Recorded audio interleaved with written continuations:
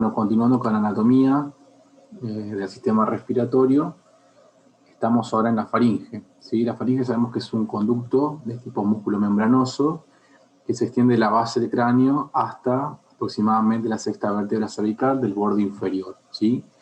La faringe es un espacio que va a comunicar la cavidad nasal, la cavidad oral, con sus respectivos segmentos a continuar, ¿no? De acuerdo a la función. Por ejemplo, obviamente que la faringe va a continuarse con el esófago, que forma parte del sistema digestivo.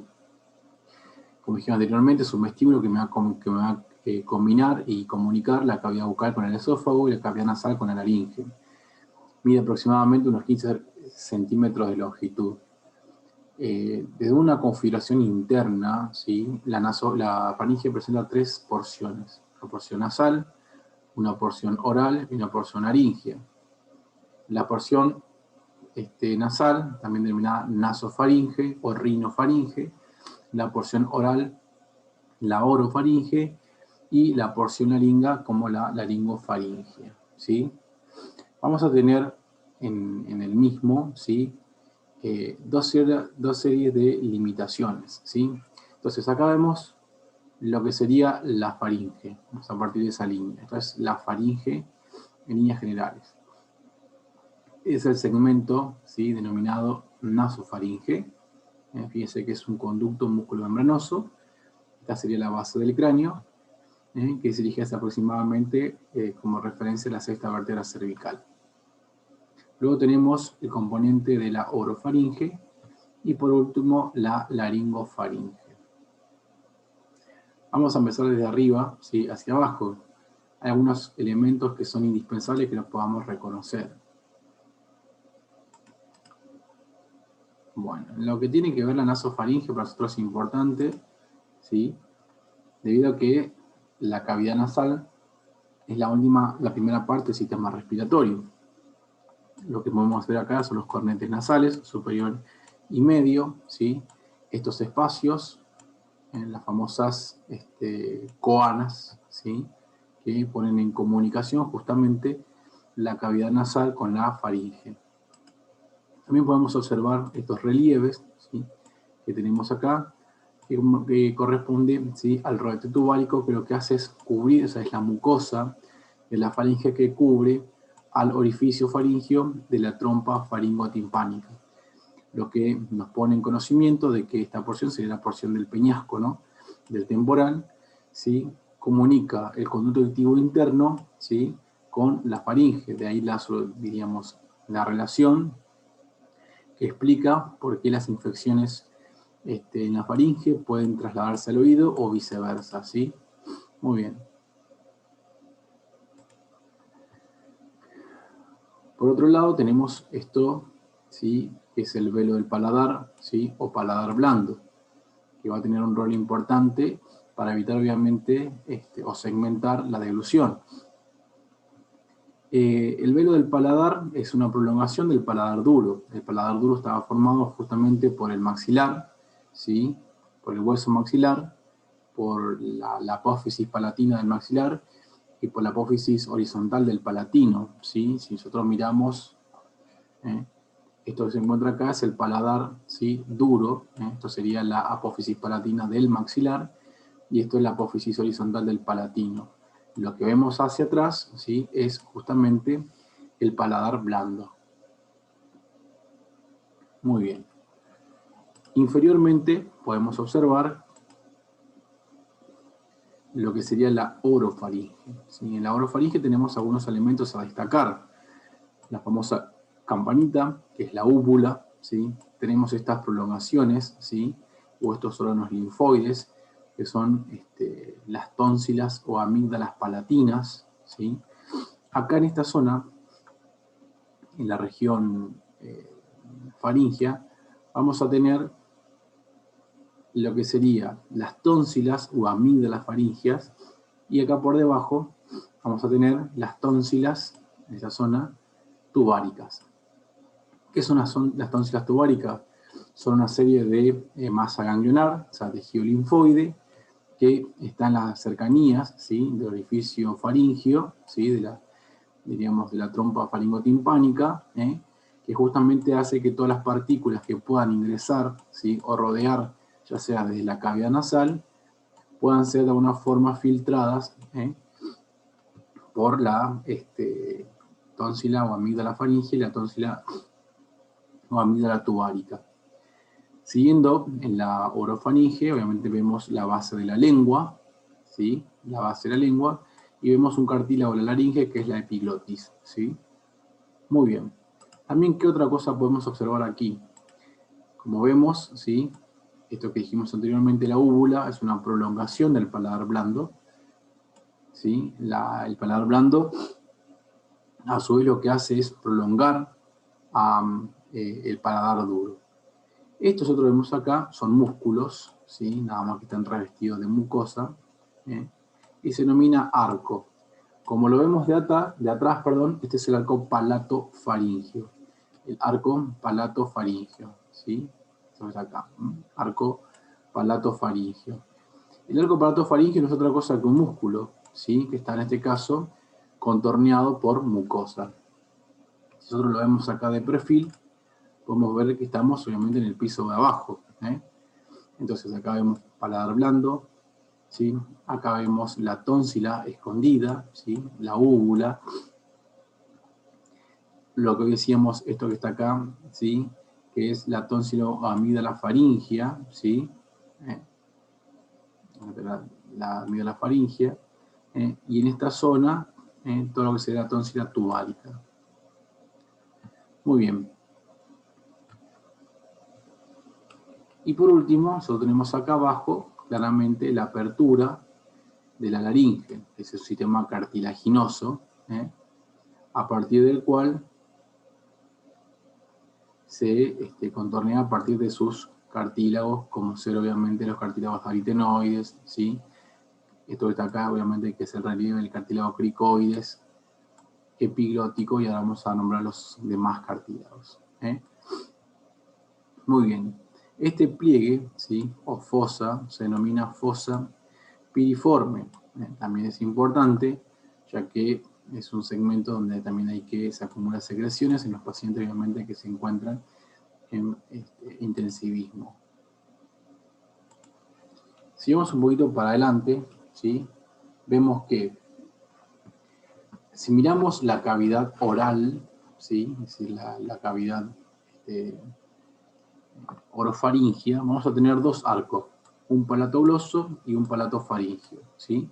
Por delante el palato gloso, por detrás el palato faríngeo, y en el medio se va a encontrar la tónsila palatina, las pelotitas que nosotros frecuentemente observamos cuando abrimos la boca, ¿sí? Entonces el arco que está por delante es el arco palatogloso, es un músculo de la lengua, y esto que se encuentra por atrás, que vimos hoy, es el palato faríngeo, ¿sí? Es decir que para poder observar justamente el palato gloso tenía que mirarlo desde acá, ¿sí?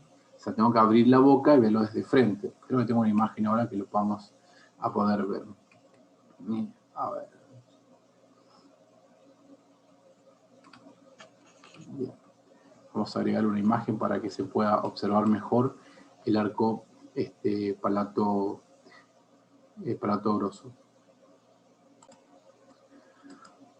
Muy bien, entonces para continuar, ¿sí?, indicamos que el paladar blando o velo del paladar, como dijimos anteriormente, se prolonga a través obviamente de la úvula palatina, ¿sí?, y los pilares del velo del paladar que se van hacia los costados.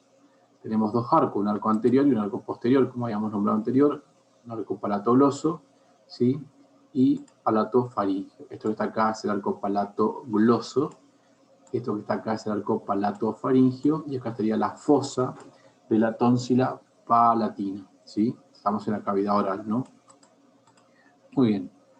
Acá vemos nuevamente, ¿sí?, lo que sería el paladar duro, el paladar blando, ¿sí?, la lengua, obviamente, la mandíbula, y acá vemos obviamente el espacio faríngeo, ¿no? Esto que vemos acá, que justamente es muy importante, es el cartílago tiroides, justamente con dos, diríamos, ligamentos que lo van a unir a la epiglotis, son ligamentos, ¿sí?, gloso, porque va a la lengua, a la epiglotis, medio y laterales. Muy bien. Y acá nuevamente vemos el arco, ¿sí?, palatoloso, el arco palatofaringio y en el medio la tónsila palatina. Muy bien. Nuevamente para el arco palatoloso, ahí lo podemos observar, ¿sí? El istmo de la fauce, ¿sí?, es un espacio análogo a lo que serían las coanas, que comunica la cavidad oral con la faringe, ¿sí? ¿Qué podemos observar? Al arco palatoloso, que es esto de acá, ¿sí? Arco palatoloso, recordemos que es un músculo.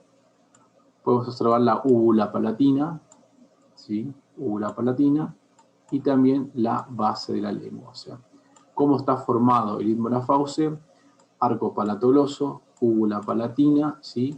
Lengua, base de la lengua, base de la lengua. Ahí vemos nuevamente, ¿sí?, la úvula palatina, ¿sí?, los arcos palatogloso y palatofaringio, la base de la lengua que corresponde justamente al istmo de la fauce, que a su vez está unido por ligamentos glosos epiglóticos medio y laterales, ¿sí?, a este cartílago que es el cartílago epiglótico, ¿sí? Muy bien. Nuevamente, ya hasta el hartazgo, ¿sí? Paladar duro, paladar blando, ¿sí?, lo que sería la fosa, ¿sí?, de la amígdala palatina, el arco palatofaringio, palatogloso, ¿sí?, base de la lengua y la úvula, que corresponden al istmo de la fauce, análogo a lo que pasaba acá con las coanas. El anillo linfático tonsilar es el conjunto linfático, ¿sí?, que protege y asiste justamente a la faringe, y son la tónsila tubárica, faríngea, palatina y lingual. Estas dos obviamente que se encuentran a nivel de la cavidad oral, y estas, ¿sí?, en la región de la orofaringe. Entonces, si tuviéramos que hacer una revisión, acá estaría, ¿sí?, lo que serían las tónsilas faringias, acá estarían las tónsilas tubáricas, ¿sí?, las tónsilas linguales, y acá la tónsila palatina. Este conjunto es lo que se denomina anillo, ¿sí?, linfático tonsilar. Anillo linfático tonsilar. Nuevamente vemos ahí el istmo de la fauces. Esta faringe tiene obviamente músculos que son de singular importancia, sobre todo para el proceso de la deglución, ¿sí?, que son los músculos constrictores, ¿sí?, y los músculos elevadores. Dentro de los músculos constrictores tenemos obviamente el vector superior, medio e inferior. No vamos a hacer una anatomía descriptiva, sino más bien una anatomía funcional. Eso es lo más importante antes que la descripción. Entonces prefiero que ustedes sepan nombrar antes de saber las inserciones. Y los músculos elevadores de la faringe corresponden al petrofaringio, estilofaringio y palatofaringio, ¿sí? Entonces acá tenemos el constrictor superior, ¿sí?, que es lo que se encuentra acá, que fíjense que va cubriendo el bucinador, que es uno de los músculos del plano profundo, piso medio, ¿sí?, faciales. Luego tenemos el constrictor medio, ¿sí?, de la faringe, y por último el constrictor inferior. Esto es justamente el conjunto de músculo junto con los supraioideos, ¿sí?, que le van a dar un aspecto, ¿sí?, de cono ahuecado a la región faríngea, ¿sí? Ahí vemos de vuelta, ¿sí?, los músculos constrictores, ¿sí?, medio y obviamente superior de la faringe. Y acá podemos observar parte de lo que sería la musculatura inferior relacionado con ya el esófago. La laringe, obviamente esófago. Vemos una visión de atrás. Acá tenemos, ¿sí?, la trompa cartilaginosa faringotimpánica, que me comunicaba el conducto auditivo interno con la faringe. Acá tenemos las coanas, ¿sí?, y acá se van a insertar justamente los músculos del velo del paladar, ¿sí?, por dentro, ¿sí?, o internamente a los músculos constrictores. Acá tenemos el constrictor superior, Fíjense que son músculos incurvados, imbricados, ¿sí? Tenemos el músculo constrictor medio y más superficialmente e inferiormente el músculo constrictor inferior, ¿sí? Y por dentro tenemos los músculos ¿cómo se dice? Del paladar, que cumplen un rol importante en la segmentación de la deglución. Acá tenemos otro de los músculos elevadores, que justamente toma su inserción a nivel de la apófisis estiloide, que es el estilofaringio. Luego tenemos el músculo palatofaringio, que es otro de los músculos elevadores. Y después tenemos el músculo, ¿sí? Palatofaringio, petrofaringio, que el músculo petrofaringio se va a dirigir de la porción inferior petrosa del músculo, ¿cómo se dice? Acá lo podemos ver, del hueso temporal, ¿sí? Y que va a colaborar también con la actividad de elevación del músculo, de los músculos elevadores de la faringe. Muy bien. Acá tenemos otra visión. Tenemos que saber que los músculos del velo del paladar son el tensor del velo del paladar, va a estar inervado por el trigémino, ¿sí? El elevador del velo del paladar es un músculo sumamente importante, ¿sí? Inervado por el glosofaringio, músculo de la úvula, el palatofaringio, el palatoloso, que son músculos externos, ¿sí? Que colaboran justamente para que esto se levante y me genere una sección o que me genere un obstáculo entre la comunicación de la región orofaringia con la región rinofaringia. Lo que está en colores, diríamos, claros son los nombres de la nomenclatura anterior. Muy bien. Entonces tenemos acá músculo de la úvula, ¿sí? Es importante. El músculo tensor del velo del paladar y el músculo elevador del velo del paladar. Esta es una visión superior, ¿sí? Póstero-superior. Esta es una visión, ¿sí? Inferior, antero-inferior, como si la boca estuviera abierta. Bien, estos músculos tienen singular importancia porque en el proceso de la deglución, ¿sí? Van a tener que colaborar en la segmentación para que se produzca una adecuada, o sea, se produzca un transporte de los alimentos, ¿sí? Desde la cavidad vocal hacia, obviamente, el esófago. Y obviamente que los pasos más importantes van a ocurrir a nivel de la faringe. Entonces, la deglución tiene 3 etapas importantes a describir: la bucal, la faringea y la esofágica, ¿sí? Decimos que la bucal es la etapa voluntaria, ¿sí? Voluntaria, o inclusive, ¿sí? Consciente, ¿sí? Consciente.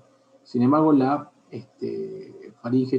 deglución tiene 2 etapas que son involuntarias, ¿sí? Involuntarias, o inconscientes, que justamente apelan al reflejo de la musculatura lisa. Entonces, en la primera etapa, ¿sí? Acá identificamos el bolo alimenticio, se encuentra todavía en la cavidad oral. En esta etapa, obviamente, que el trigémino, el facial, el glosofaringio, el hipogloso son de alguna forma, ¿sí? Por supuesto que también el vago, son nervios que colaboran con la musculatura de la lengua, ¿sí? ¿Por qué digo? Porque, por ejemplo, el trigémino va a dar inervación a los músculos motriz, ¿sí? a la parte motriz de los músculos masticadores. Ustedes recuerdan, temporal, macetero, pterygoideo medial, pterygoideo lateral. Son los músculos masticadores. El trigémino va a tener importancia porque va a generar la masticación. El hipogloso porque es el nervio, ¿sí? Que le va a dar motricidad a la lengua, ¿sí? Entonces, obviamente que estos 2 nervios tienen ese rol motor. Pero aparte, tanto el trigémino como el vago y el glosofaringio y el facial le van a dar sensibilidad, ¿sí? A toda la región de la mucosa, ¿sí? de la lengua y del paladar. De hecho, el glosofaringio va a estar, digamos, reconociendo los sabores dulce y amargo, y el facial va a reconocer los sabores ácido y salado, ¿sí? Entonces, con más razón, ¿sí? Sabemos que estos pares craneales van a participar de una forma tanto sensitiva como motora en la primera etapa oral, en la cual nosotros podemos de alguna forma manejar voluntariamente la secuencia de la masticación. Ahora bien, cuando se produce la segunda etapa, o la etapa faríngea de la deglución, automáticamente se producen una serie de eventos que son indispensables justamente para que el bolo alimenticio, ¿sí?, continúe su curso. En primer lugar, hay tres, de alguna forma, orificios que hay que cerrar, ¿sí? O sea, se tiene que tensar el velo del paladar para que el alimento no se dirija hacia arriba, es decir, hacia las fosas nasales, actuando justamente los músculos del velo del paladar, por eso son importantes. Luego tiene que haber un ascenso, ¿sí?, un ascenso de la laringe y un ascenso de la faringe, ¿sí? O sea, la faringe asciende. Ese ascenso de la faringe se da a través justamente de los músculos elevadores de la faringe, o sea, el petrofaringio, estilofaringio, y el paratofaringio. Y a su vez, ¿sí?, o sea, hay una elevación. A su vez, el istmo de la fauce tiende a cerrarse. Recuerdan que el istmo de la fauce, ¿sí?, era el espacio que me comunicaba la cavidad oral con la faringe. O sea, tiende a cerrarse para que el alimento no vaya, o sea, no retorne. Y fíjense que en esta, diríamos, en esta etapa de la deglución participan los músculos, ¿sí?, supraioideos, la elevación, inclusive en el cierre, digamos, en la apertura y cierre de la mandíbula, y a su vez, entonces, cierra el istmo de la fauce, se cierra, ¿sí?, la comunicación entre la oro y la rinofaringe a través de la tensión del velo del paladar. Y por otro lado, el ascenso, ¿sí?, de la faringe, ¿sí?, hace que los cartílagos de la laringe, ¿sí?, se apoyen contra la epiglotis. De esa forma se ocluye la laringe, ¿sí?, se ocluye la laringe. Entonces, si nosotros miramos esta imagen, vemos que en la tercera etapa, que es la etapa esofágica, a partir del cual se produce una distensión de la musculatura esofágica, y esa distensión genera ondas que se denominan ondas esofágicas primarias y secundarias, con la finalidad, obviamente, de hacer correr el bolo alimenticio de forma circular, se produce la contracción. Entonces, automáticamente, nuevamente, descienden, ¿sí?, desciende la faringe, relajándose la faringe, y nuevamente se produce la apertura de la misma. Y fíjense que de esta manera el aire puede ingresar, ¿sí?, sin ninguna particularidad. Esta etapa, ¿sí?, la etapa más compleja, si se quiere, de la etapa faríngea, dura aproximadamente un segundo, lo que hace que no se comprometa, ¿sí?, de esa manera la ventilación, ¿sí?, ni la oxigenación, ni el intercambio de gases. Entonces, para que los alimentos, ¿sí?, también se dirijan al esófago y no a la laringe, ¿sí?, los constrictores lo que hacen es justamente, ¿sí?, reducir el diámetro de la laringe, ¿sí?, focalizando a los músculos para que, ¿sí?, el alimento se dirija más hacia el esófago y no tanto a la zona que ya está ocluida como obviamente la laringe, por ascenso de la misma. Muy bien, seguimos el proceso, que durante la etapa, diríamos, oral podemos respirar, como también por la etapa, digamos, esofágica, podemos respirar, ¿sí? Esto que dice acá es el esfínter esofágico superior. Cuando nosotros hacemos la deglución, ¿sí?, fíjense que automáticamente se bloquea, ¿sí?, por el paladar blando la comunicación entre la orofaringe y la rinofaringe.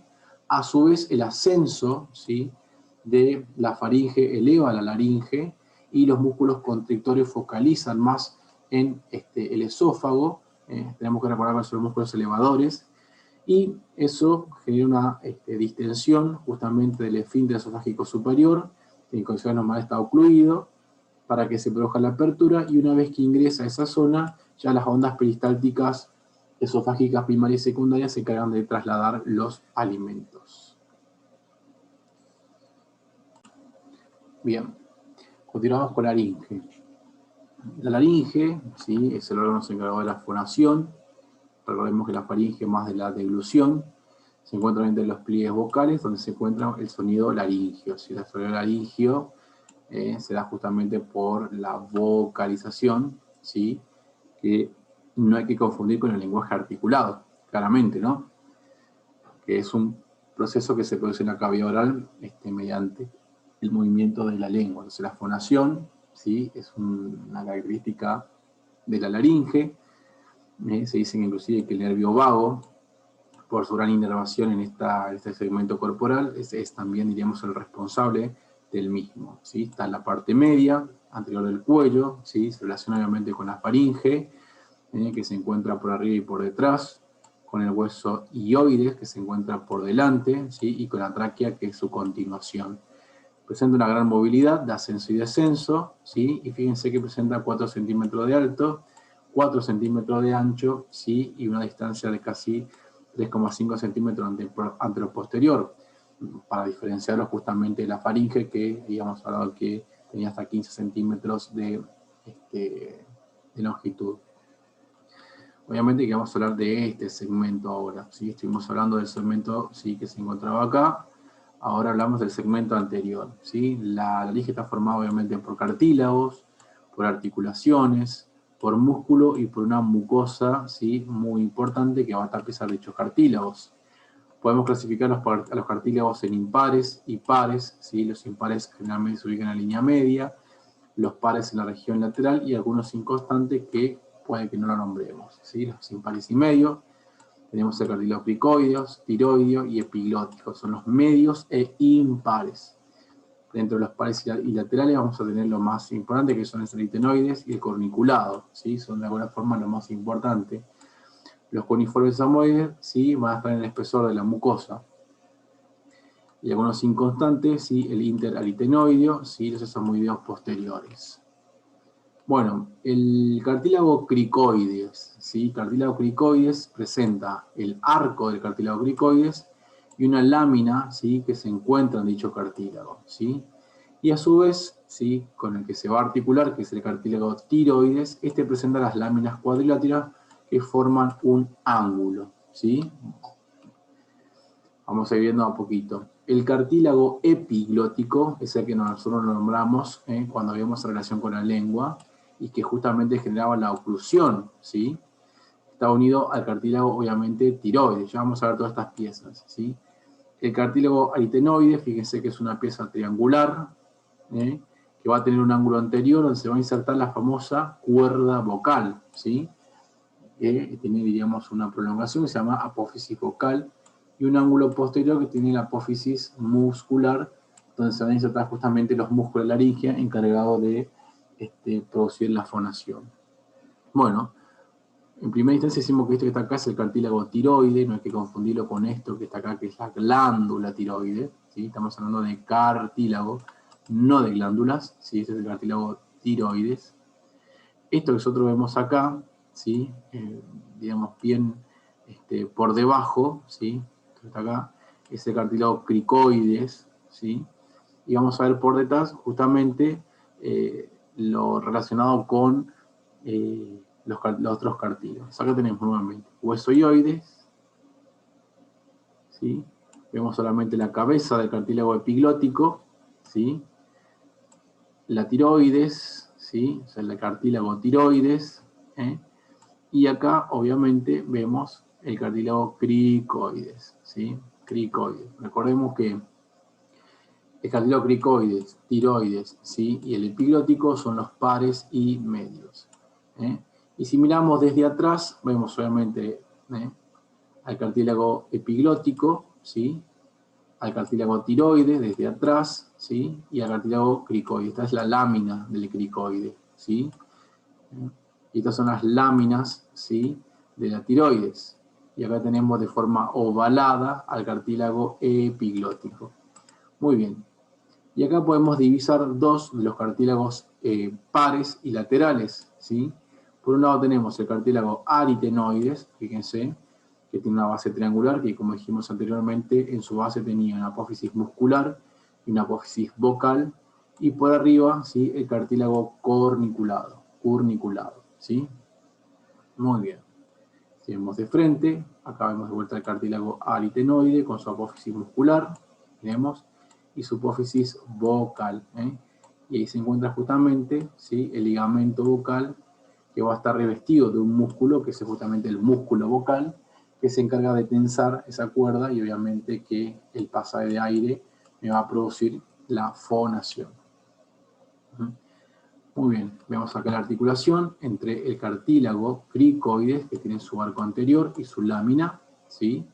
Y arriba, obviamente, articulado con el cartílago aritenoide. Fíjense que tenemos articulaciones entre los cartílagos de la laringe, ¿sí? Una articulación cricotiroidea, que representa el ligamento medio. Acá lo que más me interesa a mí es que ustedes puedan reconocer los tipos de articulaciones. El cartílago, la articulación cricoaritenoidea y la aritenoidea curniculada, ¿sí? Fíjense que la articulación entre el cartílago cricoides y tiroides, ¿sí?, es una artrodia, y me permite movimiento de vasculación. Ya vamos a ver una imagen, ¿sí? La articulación entre el cartílago tiroide y cricoides, ¿sí? Después tenemos una articulación que es la crico, ¿sí?, aritenoidea, que estábamos viendo anteriormente. Fíjense que es una trocoidea y que encima presenta un menisco que de alguna forma regulariza las zonas de contacto y que produce movimientos de rotación y deslizamiento. Obviamente que toda esta parte teórica va a tener recién razón de ser cuando podamos ver las imágenes de la misma generando esas acciones. Y por último, ¿sí?, lo que sería el cartílago aritenoide con el corniculado, que es una anfiartrosis que tiene semimovilidad, ¿no? Muy bien. Los ligamentos, ¿sí?, que refuerzan la laringe. Y acá tenemos, ¿sí?, fíjense, acá tenemos una articulación, ¿sí? Acá tenemos la otra articulación, y fíjense, acá tenemos las piezas, ¿sí?, o superficies articulares entre el cricoides, ¿sí?, y el tiroides, la articulación cricotiroidea, la articulación crico-aritenoidea y el aritenoide corniculado. Son los tres tipos de articulación. Cabe decir que esto es lo que tenemos en la región anterior del cuello, ¿sí?, que se da justamente por la unión de las láminas derecha e izquierda del cartílago tiroide. Si lo miramos desde arriba, ¿sí?, dibuja un ángulo bastante prominente en los hombres, ¿sí?, y más y menos prominente en las mujeres, ¿sí? Por lo tanto, esto que antes se conocía como nuez de Adán, ahora se denomina prominencia laringea. Prominencia laringea. Muy bien. Entonces, fíjense, acá vemos, ¿sí?, el ligamento vocal, ¿sí?, que justamente va a tomar inserción en la región de la apófisis vocal del cartílago aritenoide, ¿sí? Esto, nosotros estamos viendo acá, fíjense, desde arriba, esto que estamos viendo acá, o esto que vemos acá, es la famosa glotis, ¿sí? Y como esto está por encima, este cartílago se llama epiglótico. Cuando esto asciende, ¿sí?, se tapa, entonces el alimento puede ir hacia la región esofágica. Muy bien. La membrana cricovocal o fibroelástica es otra cosa que la mucosa, ¿sí?, la mucosa de la laringe, del cual parten dos engrosamientos, el ligamento vestibular, ¿sí?, y el ligamento vocal, ¿sí?, que eso es, ligamento vestibular y el ligamento vocal. Muy bien, ligamento vestibular, fíjense, y el ligamento vocal van de los mismos lugares, del cartílago tiroides al aritenoides, ¿sí? Nada más que el ligamento vestibular va por la región superior, ¿sí?, y el ligamento vocal va a ir justamente a la apófisis, ¿sí?, vocal del cartílago aritenoides. El ligamento ariepilótico es una prolongación, ¿sí?, es una prolongación que presenta este ligamento que lo une justamente al cartílago, ¿sí?, epiglótico. Hay otros tipos de articulaciones, ¿sí? De la laringe, con el hueso hioides, con la región justamente de la lengua, a través de los cartílagos del ligamento glosoepiglotico medial y lateral, con la misma faringe, inclusive con la misma tráquea.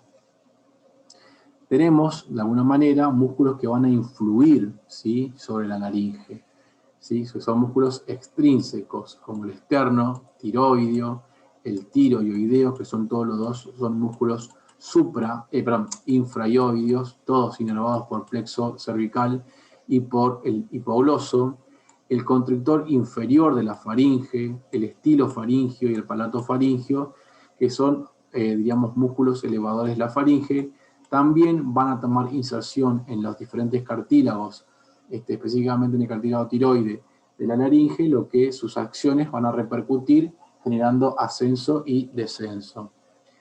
Dentro de los músculos intrínsecos tenemos, ¿sí? Como una especie de clasificación, ¿no? Vamos a tener como clasificación los músculos que tensan, ¿sí?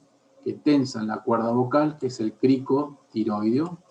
Los músculos que dilatan, ¿sí? La glotis, así que producen apertura, que es el crico aritenoideo posterior. Y los músculos constrictores, ¿sí? Que son aritenoides transverso, crico aritenoides laterales, tiroaritenoideo, el mismo vocal, ¿sí? Tiroideo superior y aritenoides oblicuos. ¿Tienen que saber los nombres de los músculos? Sí, pero principalmente tenemos que saber las acciones, qué es lo que hacen, ¿sí? Si son tensores, dilatadores, constrictores, ¿sí? Entonces, más allá de identificar, ¿sí? Los diferentes grupos musculares que están remarcados, ¿sí? Es importante tener conciencia de estos elementos, ¿sí? A nivel de los movimientos. En primer lugar, el factor articular, ¿sí?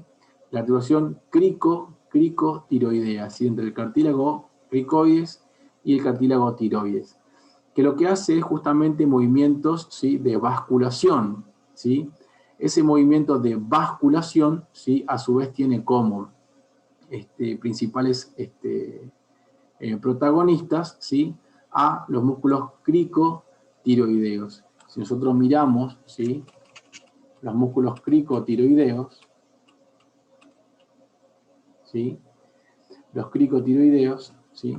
Lo que hacen es tensarme la cuerda vocal. ¿Ah? Muy bien. Y después tenemos, fíjense, los músculos que se van a, digamos, que van a producir apertura de la glotis y cierre de la glotis. Entre los músculos que van a, o sea, esta es la articulación cricoaritenoidea. Ustedes recordarán que la articulación cricoaritenoidea tenía como principal función las rotaciones, era un trocoide y aparte tenía encima meniscos.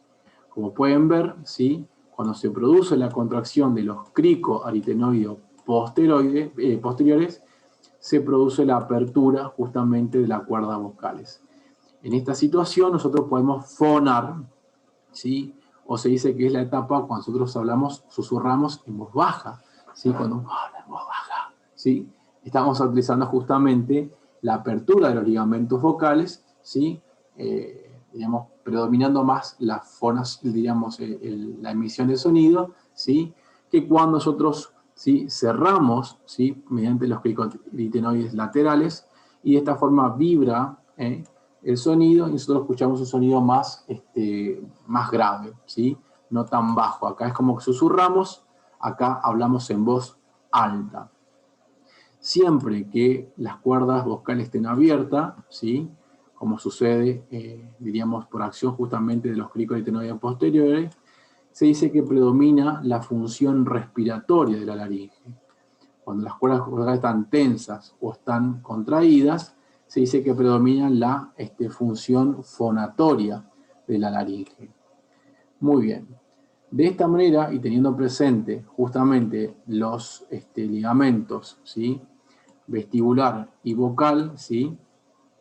Lo que va a suceder es lo siguiente, es que vamos a tener de alguna forma 3 pisos, algo parecido a lo que parecía en la faringe, un piso superior, un piso medio, ¿sí? Y un piso inferior. Esto que está acá es lo que nosotros conocemos como glotis, ¿sí? Glotis. Muy bien. Delimitado por el vestibular, y por el ligamento vocal, que a su vez está revestido. Esto que está acá es la membrana cricovocal, ¿sí? Que es la mucosa que tapiza a los cartílagos de la laringe. Muy bien, entonces en el piso superior tenemos obviamente la epiglotis, ¿sí? Y los pliegues que se encuentran lateralmente, los pliegues ariepiglóticos y vestibulares. En el piso medio tenemos justamente los pliegues vocales, a la cuerda vocal, ¿sí? Y a los costados unos espacios denominados ventrículos laringeos. Es donde se encuentra propiamente la glotis, ¿sí? Y en el piso inferior, obviamente que estamos por debajo de las cuerdas vocales. Sabemos que la laringe tiene dos funciones principales, ¿sí? El pasaje aéreo y la fonación. Muy bien. Entonces la entrada es de las vías aéreas por el vestíbulo de la laringe, luego pasa por los pliegues vestibulares para por último llegar al ventrículo laringeo. La glotis va a tener dos porciones funcionales, ¿sí? Una que es la porción anterior, ¿sí? Intramembranosa, ¿sí? Determinado por el ligamento vocal, ¿sí? Que es la glotis vocal, y la parte posterior intercartilaginosa,